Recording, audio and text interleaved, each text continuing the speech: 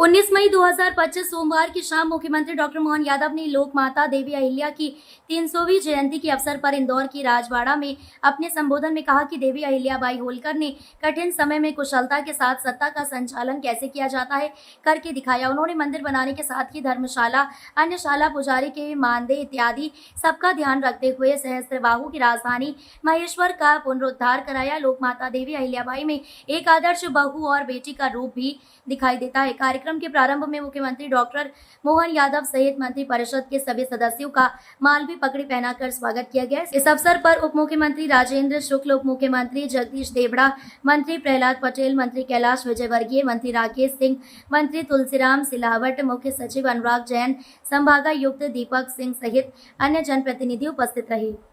राजमाता अहिल्या महारानी की नगरी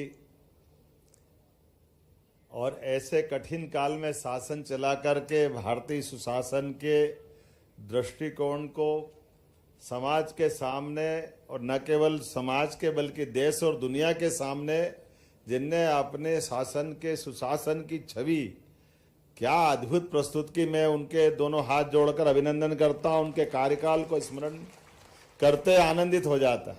अब ये कितना कठिन दौर था उस काल में, जब दिल्ली में सत्ता किसकी है बताने की जरूरत नहीं।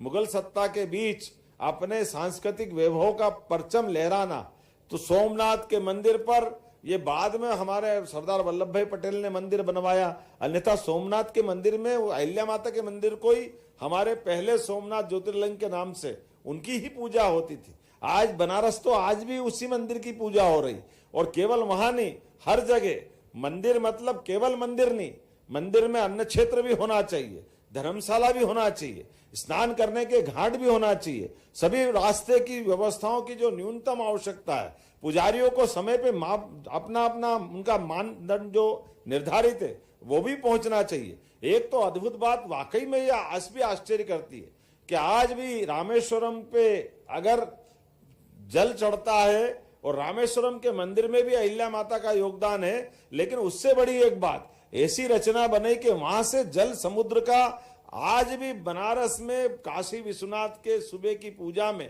सबसे पहले रामेश्वरम का जल चढ़ेगा।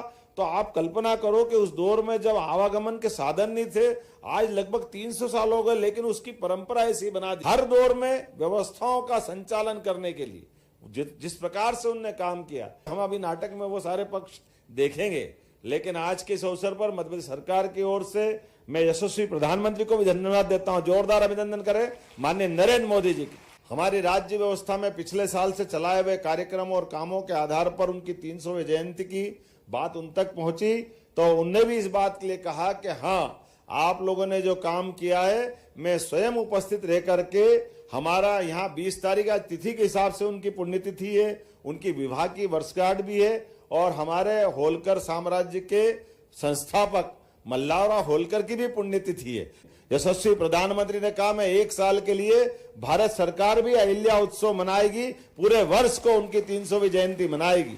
तो इस अवसर पर हमारे लिए नारी सशक्तिकरण की आदर्श प्रतिमा मां अहिल्या है। हमने यशस्वी प्रधानमंत्री का एक बड़ा कार्यक्रम बनाया भोपाल में भी, कि जब अहिल्या महारानी ने पूरे देश का नक्शा सामने रखा है, और यशस्वी प्रधानमंत्री के नेतृत्व में पूरे देश में विविध कार्यक्रम होंगे, तो ऐसे में हमारे प्रदेश के भी उस गरिमा के साथ कार्यक्रम हो, उसकी रचना भी हमने बनाई है। बोलिए अहिल्या महारानी की।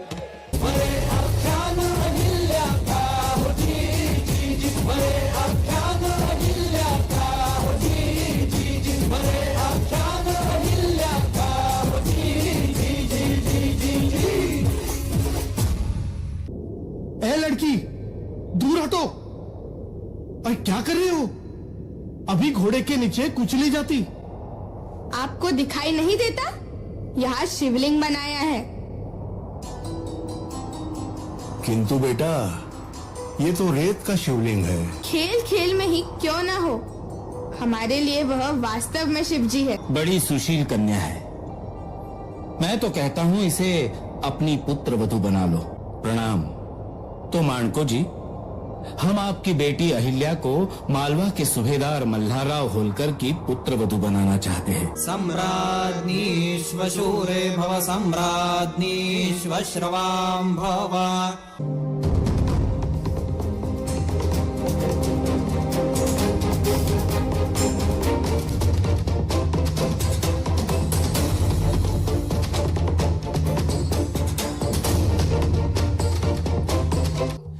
इंदौर में कंपेल की पहाड़ी के नीचे छोटा सा शिवालय था।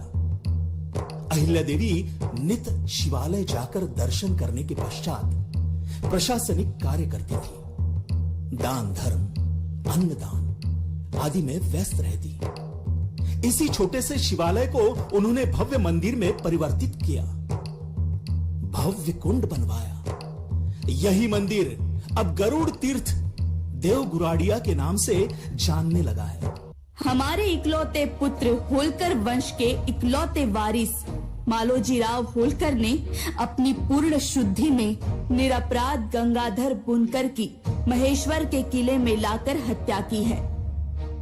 मालवा प्रांत की सूबेदारिन इस नाते हम इस अपराध को नजरअंदाज नहीं कर सकते। इसीलिए हम दस्तूर खुर्द महेश्वर की रानी अहिल्याबाई होलकर हमारे पुत्र और होलकर राजवंश के इकलौते वारिस मालोजी होलकर को हाथी के पैरों के नीचे देकर मृत्यु दंड की सजा घोषित करते हैं।